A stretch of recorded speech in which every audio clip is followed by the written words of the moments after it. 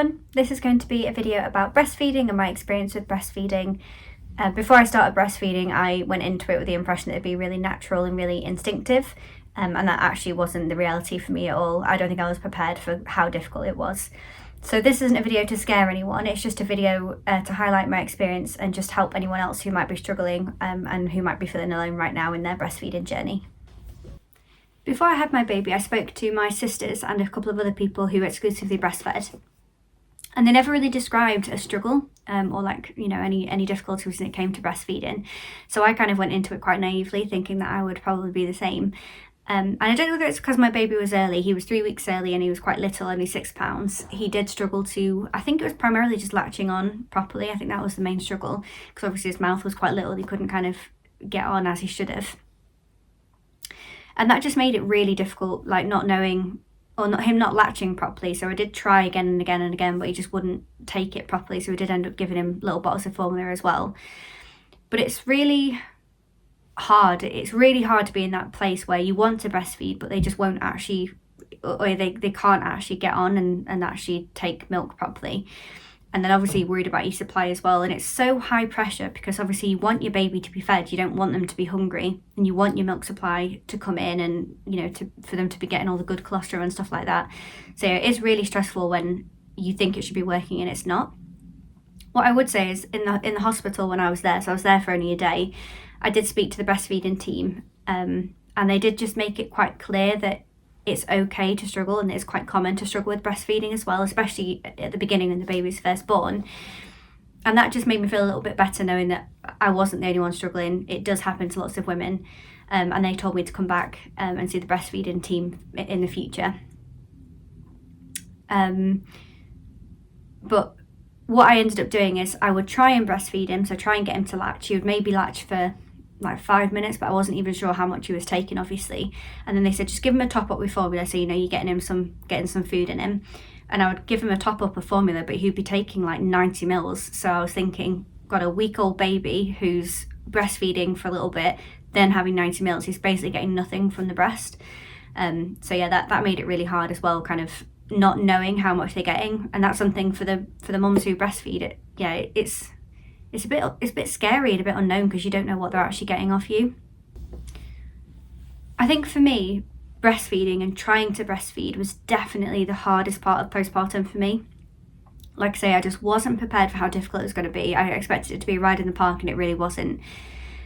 And yeah, that definitely took the biggest mental toll. And just every time I tried to breastfeed him, if he was screaming and not happy and then taking lots of formula afterwards, I was just kind of like, what's the point of me doing what I'm doing here? So I did end up going to see the infant feeding team after he was about a week old. So what they advised is to carry on doing the breastfeeding, then give him the formula and also pump at the same time, so that basically, you're telling your body I need more milk if the supply was the problem. So it felt like I ended up basically every form of feeding a baby I was doing. So yeah, breastfeeding, formula, and then pumping on top. And it was just so hard. So I did do that for a little while. And obviously pumping is really good at getting your supply up, because it basically tells your body I need more milk. But yeah, it's hard if you're doing any of them. Any woman who's doing any of them it's difficult, but doing all three was just too much. So yeah, like I say, that was a bigger struggle and it really got me down. But then I just had to make a decision that was right for me, and that's what I'd advise for anyone. If you're struggling, make a decision that makes you feel better mentally and physically, because you've really been through enough and you don't need to be feeling worried or guilty or anything else. As long as your baby's being fed however it ends up best for you and your baby, that's the most important thing. So one thing that really helped with breastfeeding, and that I recommend to anyone who ever asks, is nipple shields. So for the first week I didn't have anything. I didn't even know that nipple shields existed. And I was just trying to do it naturally, but it just wasn't working. And meanwhile, I was topping him up with formula. He was getting used to bottles. And obviously the difference between a nipple and a bottle is quite a lot for a little baby. So yeah, I went to the infant feeding team and they recommended that I try a nipple shield. And that's basically a little plastic teat that you put on top of your nipple, and it helps them breastfeed. I'm not sure how or why it works, but it does. And that really, really helped. And that did kind of get us into breastfeeding a little bit more. But still, when I was breastfeeding him, I could breastfeed him for like an hour of just him being on there and not even falling asleep, just breastfeeding. And then I'd be like, surely he's had enough. I'd take him off, or he'd come off, and then he'd be crying within 5 minutes, and I'd give him a top-up of formula, and again, he'd take like 90 mils. So even though I was using the nipple shield, it did help with latch. It did help with him definitely getting milk out. I could see when he pulled off that there was milk in the shield.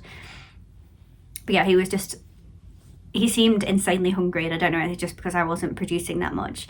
But nipple shields, if you are struggling and you're determined to try and breastfeed, they are really, really helpful.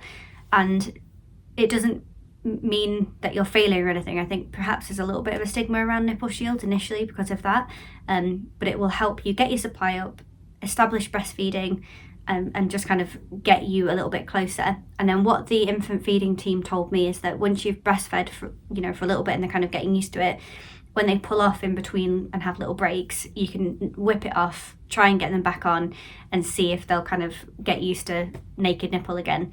Unfortunately, that never happened for me, despite trying. But hopefully, I've spoken to other mums actually, and that has been successful. So yeah, I think nipple shields are really useful.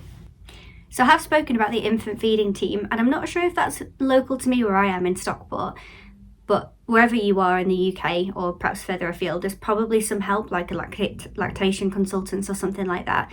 And if you are struggling with breastfeeding, reach out for help. It's such a godsend, and it really helps you realise like it isn't just me, I'm not alone, there's help out there as well. So for me, I was able to go into a specific clinic, spend an hour with a lactation consultant who'd help me with latch, just understanding how to position them, all the different ways you can hold them, that kind of stuff.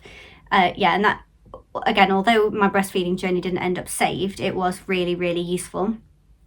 Yeah, and I'd really recommend. And then also what we had locally to me would be a drop-in clinic at a John Lewis cafe. And again, that's useful because you just go, you meet other mums as well, which is quite nice.